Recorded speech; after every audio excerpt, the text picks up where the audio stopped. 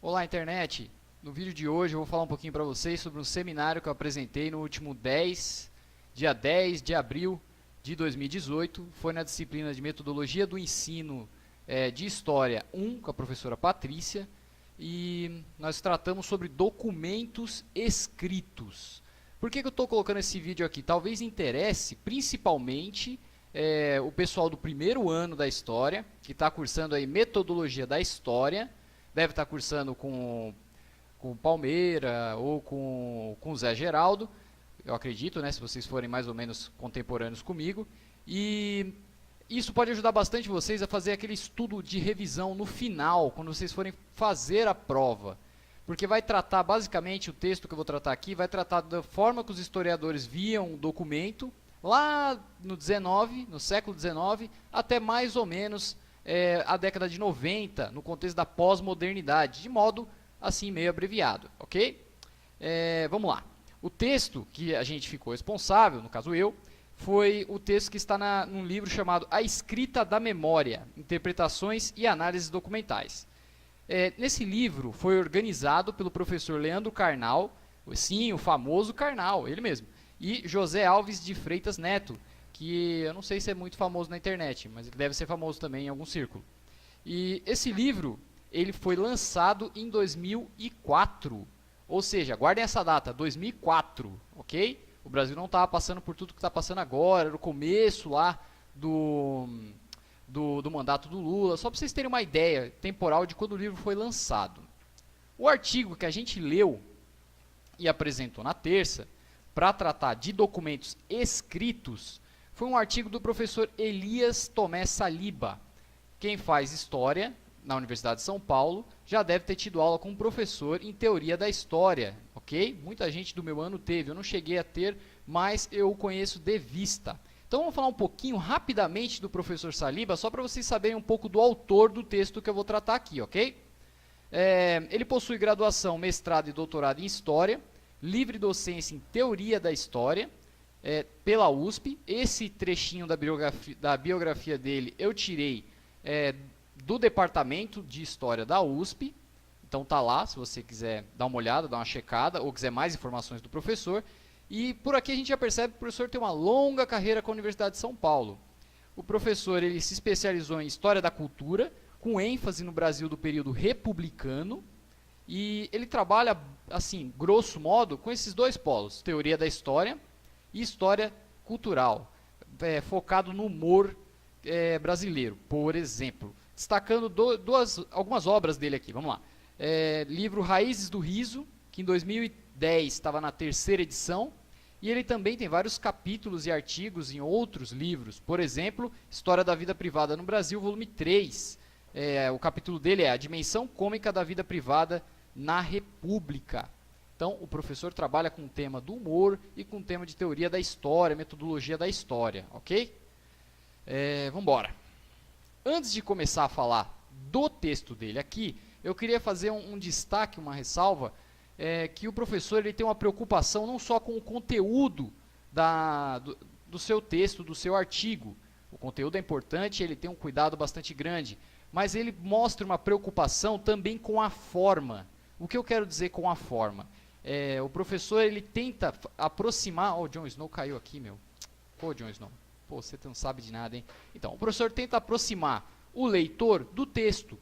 Então, ele tem uma forma de escrever que lembra muito uma obra literária, por exemplo, que tem uma preocupação muito maior com o leitor do que propriamente um artigo científico, que muitas vezes parece uma bula de remédio. Não é o caso do texto do professor Saliba. Quem quiser dar uma olhada e ver isso mais em foco também, pode ler aquele outro artigo dele, que vai falar sobre imagens canônicas e imagens não canônicas, que por sinal está na ementa, está na programação do curso de metodologia da Patrícia. Eu posso deixar indicado aí embaixo, aí vocês vão perceber muito mais esse caráter literário, no sentido de preocupação com o leitor, que ele emprega nos seus textos, tá bom? Vamos lá. O texto se chama Documentos, Relíquias, Lembranças, Pequena História de Aventuras e Desencantos.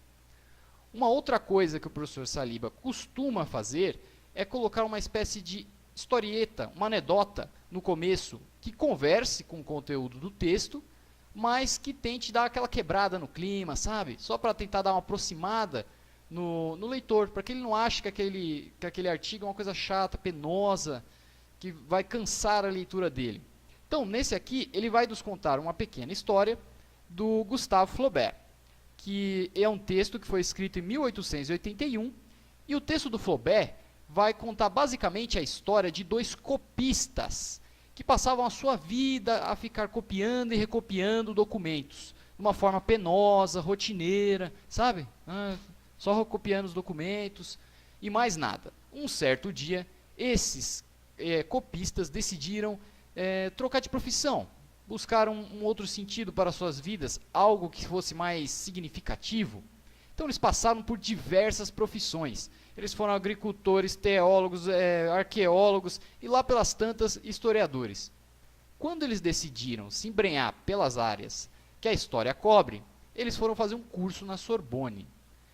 Os nossos dois copistas, eles começaram a acumular uma quantidade gigantesca de fontes na sua própria casa. Então lá tinha bibelôs medievais, sarcófagos galo-romanos e tudo mais. Que mais? A cerâmica antiga ele também cita. Começou a empilhar um monte de coisa. E também um monte de textos. E aí eles foram fazer esse curso na Sorbonne. E se depararam com a questão da fiabilidade, da confiabilidade no documento. Descobrir se ele é falso, se ele não é, se ele está falando a verdade, se não. Esse tipo de coisa. Muito bem. O Flaubert não terminou essa história de modo oficial. O professor Saliba nos conta que nos rascunhos do Flaubert, a gente consegue, lendo os rascunhos, você depreende que os copistas, no final de suas vidas, voltaram a se tornar copistas, desencantados, desinteressados, apenas passando a limpo um monte de documento velho. Muito bem, o que ele quis dizer com essa história? Falei para vocês que o professor vai falar sobre documento neste trabalho. Ele vai falar sobre documento basicamente focando 3 períodos. A época dos positivistas, grosso modo, eu sei que positivistas é um termo bastante guarda-chuva, não é só isso, mas grosso modo dos positivistas ali no século XIX, onde os historiadores tinham uma tendência muito maior a acreditar fielmente no texto e a seguir os documentos oficiais, ok? E depois ele vai tratar dos annales, da geração dos annales, perceba como o meu francês está uma droga. E os annales, eles vão desconfiar do documento. Eles vão começar a tratar outras fontes. Eles vão fazer a crítica da forma que a história era feita lá no século XIX. E por fim, o professor vai falar mais ou menos da década de 90, 80, por aí. Onde vão acontecer algumas reflexões sobre a história. Alguns pós-modernos vão chegar a defender que é impossível construir conhecimento histórico, porque há uma subjetividade grande no sujeito e no documento, ok? Então, eu tenho que parar de falar isso, que está virando um vício de linguagem. Então, essa historinha parece ser uma analogia com a trajetória dos historiadores em relação ao documento. Se no começo nós éramos apenas copistas ali junto com os positivistas, depois, aqui na pós-modernidade, que é onde o texto chega, nós voltamos a ser copistas, nós não fazemos mais história, nós apenas escrevemos interpretações que têm o mesmo peso de todas, e isso é muito perigoso. No final, vou falar sobre isso. Entenderam? É essa analogia. Vamos começar pelo primeiro polo, lá no século XIX. No século XIX, o professor vai tratar de um breviário, o breviário do Langlois e Saint-Aubot, que é mais ou menos de 1896. O que foi esse breviário? Esse breviário, ele vai aparecer, ele vai figurar como uma espécie de manualzão para o historiador fazer o seu trabalho. Então lá a gente vai ter uma série de indicações de como o historiador deve lidar com o documento e como ele deve se portar. O historiador ele tem que ser um sujeito neutro. Ele não pode empregar ali a sua visão. Ele tem que estar fora da sociedade para escrever. Ou seja, a gente sabe que isso não acontece. Mas nessa época fazia sentido pensar dessa forma, ok? Vamos lá. Aqui nós temos uma citação que eu separei, que é do breviário, mas está no texto do professor, ou seja, é um apude aqui. Documentos são os traços que deixaram os pensamentos e os atos dos homens do passado. Ou seja, documento para esse pessoal do século XIX, que a gente está jogando tudo aqui nesse grande guarda-chuva, nesse saco de gato que a gente está chamando de positivistas, eles pensavam que o documento era uma espécie de pensamento fossilizado no tempo, cristalizado, e que o trabalho do historiador era só pegar esse documento, tirar o pó, né, dele, traduzir, decifrar e pronto, organizar no tempo, ordenar no tempo. Ah, esse é antes desse, esse foi escrito antes desse, e assim sucessivamente.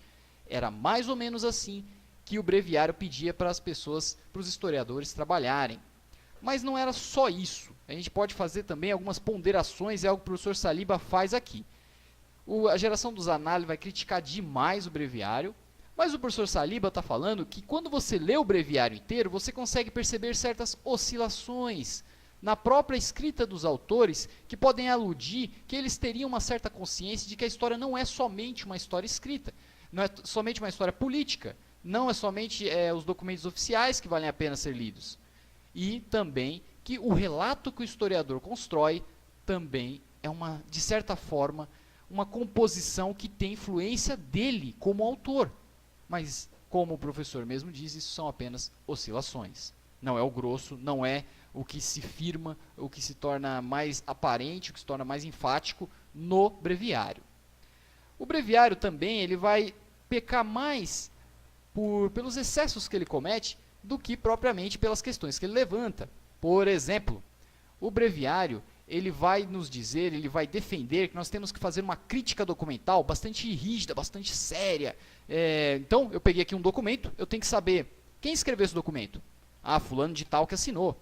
Mas esse fulano de tal, ele só escreveu ou ele também ditou o documento? O documento é realmente dele? Porque antigamente o pessoal tinha um certo costume de ditar, principalmente os documentos oficiais. Os reis ditavam suas cartas muitas vezes. Então você tem que ver se você consegue depreender isso do documento, dos contextos onde o documento foi achado. Esse documento é verdadeiro ou é uma falsificação? O que mais? Esse documento, ele é de 1753 ou não? Essa data aqui está mentindo. Eu tenho que descobrir se esse documento... E é isso, gente. A gente tem que fazer uma certa tortura com o documento, certo? Você põe ele lá e... ok? Então, tudo isso ele vai estar defendendo, que nós devemos fazer um escrutínio muito vigoroso em cima do documento para tirar o máximo de informações que a gente conseguir deles. Ok. Voltando, agora vamos falar da geração dos análises, de forma assim, né, bastante resumida, mas só para vocês terem uma ideia de como eles tratavam o documento. Eu dei um corte no vídeo porque o equipamento caiu, tá? Acontece nas melhores famílias, estamos sem pessoal, só o Snoopy está ajudando aqui, viu? Estamos precisando de gente. Vamos para a geração dos análises. Os análises vão fazer uma crítica ferrenha, vigorosa, visceral a toda essa historiografia que veio antes e que tratava o documento como se ele não mentisse, como se o documento oficial, principalmente, estivesse trazendo ali a verdade, nua e crua para a gente. Muito bem, nós vamos ter uma crítica a essa história tradicional, essa história pautada no documento, somente no documento escrito oficial, calcada na ideia de progresso ilimitado da humanidade, nós vamos sempre ficando melhor, com mais tecnologia, e nós vamos começando a tratar as pessoas melhor, e nunca mais vamos fazer os erros do passado. Bom, se você estiver em 2018, você vai perceber que isso é uma pequena esperança tola. A gente não necessariamente não vai repetir os erros do passado, ok? Vamos lá. Nós vamos ter o Lucien Febvre e o Marc Bloch. O Bloch, ele vai defender que o conhecimento sobre o passado, ele pode sim mudar. Ele não está cristalizado lá atrás. Ele pode mudar porque as questões que a gente vai formular para poder buscar as respostas no passado, elas são formuladas aqui no presente, aqui conosco, aqui hoje. Então, se hoje eu estou aqui, em 2018, no Brasil, pensando por que o fascismo, por que essas ideias, esse preconceito está ressurgindo, por que o pessoal está começando a achar que a ditadura militar foi boa, meu Deus do céu, que maluquice, o pessoal tomou Cândida, ou misturou Yakult com Red Label? Não é possível. Então, são as questões que preocupam a mim agora, em 2018, por isso estou olhando para o passado. Não será assim sempre. Quem sabe em 2025 as pessoas vão estar pensando, ora, já é hora de todo mundo ter pelo menos uma renda mínima, vamos começar a fazer uma economia de recursos, e vão olhar para o passado buscando elementos que os ajudem a responder estes desafios. Então o que o Bloch está dizendo é que o documento não é uma forma fossilizada, cristalizada do pensamento dos seres humanos. Olha só a citação que vai estar na página 28 Eu estou de óculos e está meio ruim para enxergar. Vamos lá. O documento não é um vestígio do passado, e sim um produto produzido por relações de forças assimétricas. Ou seja, há relações de poder naquele documento. Aquele documento não é neutro. O historiador que está lendo o documento não é neutro. Ninguém é neutro nessa vida. Se alguém falar para vocês, eu não sou político, eu sou só domador de Snoops, é mentira. Todo mundo tem uma opinião, tem uma inclinação ideológica. Esse negócio de neutrão é mentira. Mas enfim, vamos lá. O pessoal achava isso antes. O Bloch está desnudando isso, ele e o Febvre. Estão desnudando isso. O documento não é uma coisa fossilizada. Ele é um produto do passado. Como um produto do passado, ele foi filtrado. Você tem que pensar por que ele foi guardado, como ele chegou até aqui, por que ele foi feito. E outra coisa, se o documento mente, por que o documento está mentindo? Se eu comparo com outras fontes, eu sei, por exemplo, vamos fazer hipoteticamente aqui uma colocação, que o documento X está mentindo e eu descobri pelo documento Y, Z e W. Por que ele está mentindo? Porque o cara que escreveu isso queria que a outra pessoa pensasse, o cara ou a mulher, enfim, que pensasse que aquilo que ele escreveu é verdade. São questionamentos diferentes de uma crítica documental. Isso já vai partir para uma análise documental. E vamos ter mais uma... Eles vão propor uma espécie de história-problema, como ficou conhecido. O que é história-problema? É abrir o jogo, gente. É abrir o jogo, sabe? Quando você vai lá e expõe o problema na mesa. Coloca as cartas na mesa. E o problema é assim, você diz ao leitor, você coloca no seu trabalho, olha, a minha hipótese é essa. Eu acho que aconteceu isso. Minhas fontes, no caso, são essas. Eu acho que aconteceram essas coisas nesse período. Meu recorte é esse, nesse lugar. Você expõe para as pessoas toda a sua metodologia e tenta argumentar de acordo com as suas fontes. Tudo bem. Aí sim as pessoas vão criticar e tudo mais. Mas você não está mais iludido de que você tem a verdade ali na sua frente. Você está buscando a verdade. Na geração dos análises, nós vamos ter uma expansão temática. Então, nós não vamos ficar só estudando a história política. Nós vamos partir para uma história econômica, para uma história social. Nós vamos ter uma expansão também do que é considerado fonte. Se hoje a gente considera, hoje, 2018, praticamente qualquer coisa fonte, qualquer coisa que eu conseguir tirar informações sobre relações sociais é considerado fonte, o Lucien Febvre vai ter uma citação lá na página 27, 28, o professor vai colocar essa citação do Lucien Febvre, e um APUD novamente, nós vamos ter que ele considera não só as fontes oficiais, as fontes que ele vai usar. Ele também vai considerar quadros, perdi aqui, poemas, jornais, dramas. E nós vamos ter uma consciência de que o historiador seleciona as suas fontes. Ele seleciona o seu recorte, o seu material. O passado está muito presente para ele ali. Então ele está fazendo o quê? Construindo um certo discurso, uma certa interpretação. Discurso não, uma interpretação fica melhor. Que vai ter que ser colocada para ser criticada pelos pares. Não é uma verdade indelével, ok? Vamos lá.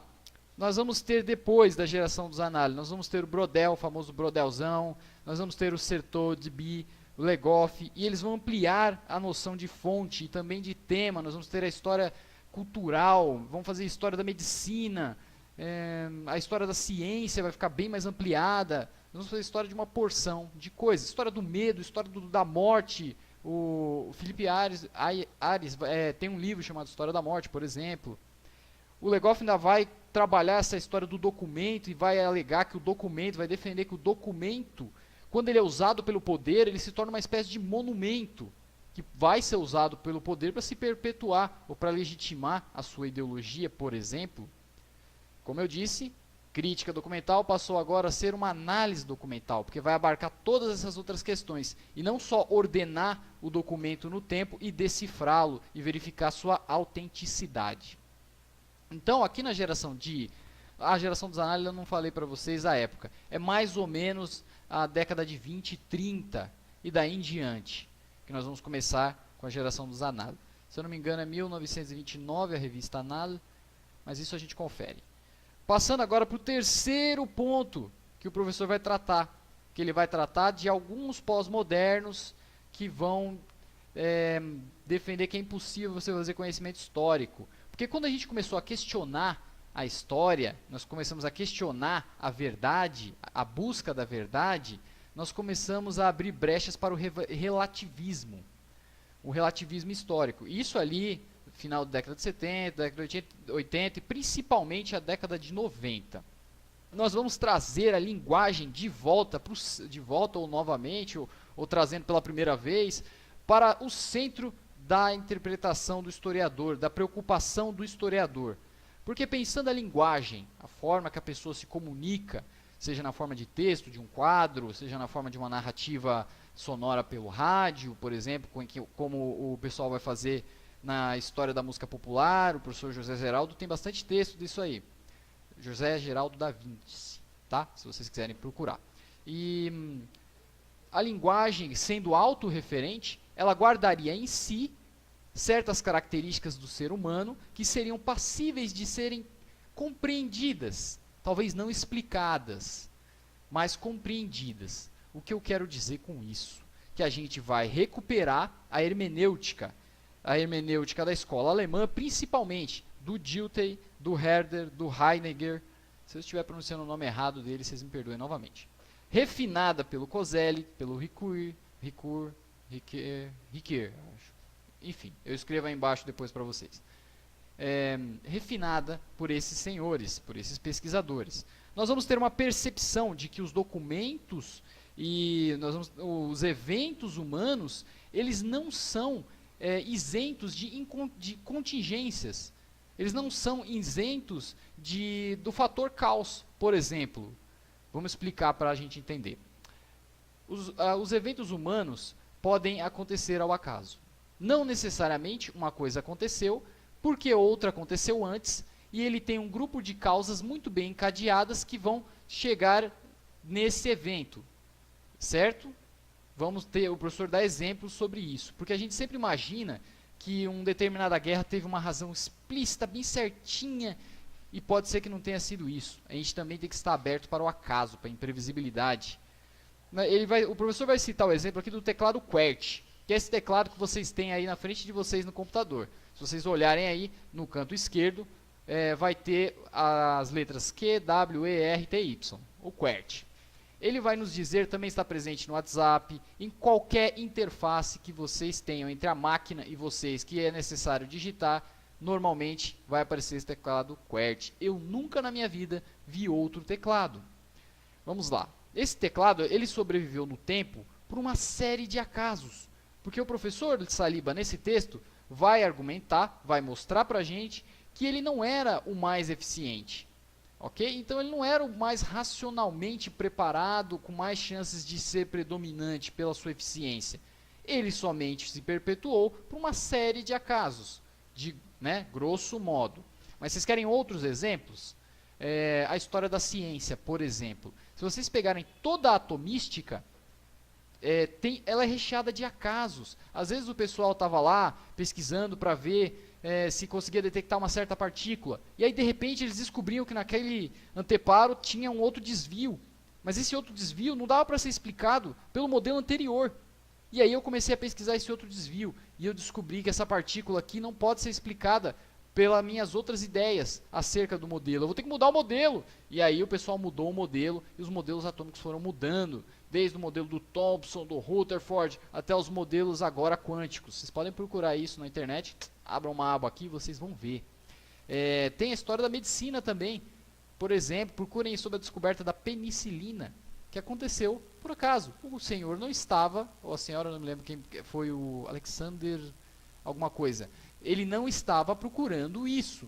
Ele descobriu porque ele estava fazendo uma experiência, buscando uma outra coisa, e isso apareceu para ele. E de repente isso foi muito bom. E isso mudou muita coisa na nossa vida, na sociedade, na forma como tratamos certas doenças. Então nós colocamos agora na mesa o fator caos. As coisas não necessariamente têm uma causa certinha, bem encadeada, bonitinha, porque às vezes no livro didático parece que é assim. Porque a Revolução Francesa aconteceu? Por causa que a França teve uma colheita ruim, aumentou os impostos, chamaram os estados gerais, todos aqueles negocinhos assim, tudo encadeado. Mas não necessariamente todo evento aconteceu assim. E vamos passar agora para finalizar isso, para o vídeo não ficar muito comprido. Então o professor vai colocar uma citação genial aqui na página 36, é mais fácil adaptar as máquinas aos hábitos humanos do que alterá-los. Eu, como um micróbio acadêmico, eu tendo a concordar com isso, tá? E nem toda inovação tecnológica se deve a escolhas racionais, acabei de falar isso, e ele vai agora tentar nos convencer, e a mim convenceu bastante bem, de que é um perigo a gente abrir mão da busca da verdade. Por quê? Se você abrir mão da busca da verdade e você começa a colocar todas as interpretações e discurso aqui pensando, discurso no viés Foucaultiano, com intenções de construir como se fosse uma espécie de documento, monumento, que tivesse uma intenção já por trás desse discurso para perpetuar certas relações de poder e institucionalizá-las. Então, vamos pensar assim, se todo discurso tem o mesmo pé, o mesmo peso, eu vou ser obrigado, por exemplo, a considerar que, vamos supor que alguém na internet coloque um vídeo falando que a crise de 29 aconteceu única e exclusivamente por intervenção do Estado na economia. Se vocês tacarem isso no YouTube, vocês vão achar gente falando disso, gente séria, gente que estudou tal, mas tem gente defendendo isso. Eu vou olhar essa alegação, essa interpretação, baseado no número de fonte X, não sei, provavelmente na escola austríaca, na escola de Chicago, no Mises, e aí vai. E vou colocar no mesmo pé que 70 anos de conhecimento histórico construído sobre outras fontes, eu não vou comparar essas fontes? Olha, será que só foi somente pela interferência do Estado? Será que a superprodução não teve nada a ver com isso? Será que o liberalismo não teve nada a ver com isso? Será que a gente não pode comparar esses dados? Porque nós temos uma produção muito maior desse lado, que nos aponta uma superprodução, que o liberalismo não foi suficiente para dar conta, que o mercado não se regula sozinho, que o Snoop é keynesiano vigoroso, como que é? Fervoroso, não é, Snoop? Então, o Snoop não acredita nisso. Mercado se regular sozinho, que maluquice. Bom, eu particularmente também não concordo muito com a interpretação de que foi só o Estado, e eu não acredito no liberalismo, sinto dizer. Ferir corações. Bom, enfim, vou colocar essas duas coisas, mas tudo bem, aqui ainda é questão de debate e tal. Vamos colocar uma outra questão mais polêmica, a questão do nazismo de esquerda. Isso não é sequer uma questão dentro da academia, mas tem gente na internet que bate nessa tecla. Gente com não muito estudo às vezes. E eles acham que tudo que tem um nome social é de esquerda, é comunista, então é uma coisa do mal. Por exemplo, Clube Social. Clube Social tem social, então é do Partido Comunista da União Soviética, gaysista, abortista, Power Ranger. Eu vou colocar esse cara que está falando que o nazismo é de esquerda baseado em um monte de nada, no mesmo pé que 80 anos de pesquisa histórica? Ora, meus caros, isso é um perigo. Talvez não fosse perigoso, não fosse evidente que a gente perdesse essa busca da verdade lá em 2004. Mas hoje, 2018, no Brasil, por exemplo, onde a gente ouve coisas desse nível e piores, a busca da verdade deve ser mantida. Mas como, Felipe? Bom, vamos lá. Temos que aqui, como nós podemos, isso foi uma questão que saltou para mim do texto, tá? Como manter a busca da verdade, sabendo da subjetividade do documento e do sujeito.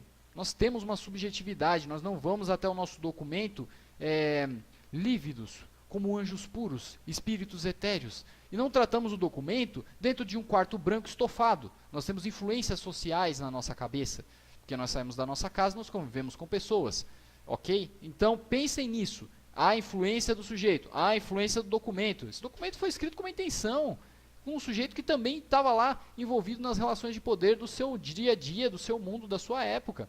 Como eu consigo construir conhecimento histórico desta forma? É uma questão aberta. Não é uma questão que eu tenha a resposta feita. Eu não tenho uma receita de bolo para dar para vocês. Mas existem saídas e atenuantes. Por exemplo, nós podemos nos cercar de uma quantidade e diversidade de fontes grandes, explicitar para o nosso leitor quais são as nossas hipóteses, quais são as nossas fontes, quais são os debates interpretativos. E o que mais nós podemos fazer? Submeter o nosso trabalho ao crivo dos nossos pares. Então, eu fiz o meu trabalho lá, eu escavei, sei lá, de novo a Grécia. Eu achei finalmente a cova de Alexandre o Grande, né? O monumento que era lá, que é um sonho de vida. achar o lugar onde Alexandre foi enterrado. Eu achei lá. Beleza. Eu tenho que submeter esse trabalho de interpretação meu aos pares. Aí eu vou receber um monte de crítica. Falando, eu acho que esse dado aqui está ruim, me explica melhor isso, não sei o que, não sei o que. E aí com essas críticas nós vamos precisar de duas coisas que não são tão comuns assim quanto a gente imagina. Nós vamos precisar de honestidade intelectual, né? Não falsear os dados para que os dados digam o que eu quero que eles digam, por exemplo. E eu vou precisar de humildade intelectual. Eu sei, vocês sabem, se vocês já tiveram aula com uma grande quantidade de professores, vocês sabem que isso não é uma coisa muito comum. Até porque o pesquisador, depois que estudou muito, ele tem que defender a sua tese com argumentos vigorosamente, né, de forma, né, bem firme. Faz parte da profissão. Mas você tem que ser humilde para reconhecer quando você errou, ou quando está faltando uma coisinha, ou uma crítica que é pertinente. Vocês querem um exemplo? O Snodgrass e o Wintley. Acho que é o Wintley. Eu não lembro agora quem era o orientador e quem era o orientando. Mas o orientando conseguiu descobrir que a tese do orientador tinha falhas. Se eu não me engano, o Snodgrass descobriu que a tese do orientador dele tinha falhas. E o que aconteceu? O orientador dele reconheceu. Falou, olha, realmente eu não tinha prestado atenção nisso. E foi lá e deu os créditos para o seu orientando, que na época tinha uma hierarquia. Eu estou colocando orientando para vocês entenderem a hierarquia. Mas lá fora, na universidade deles, o nome era diferente. Mas só para vocês entenderem o desnível.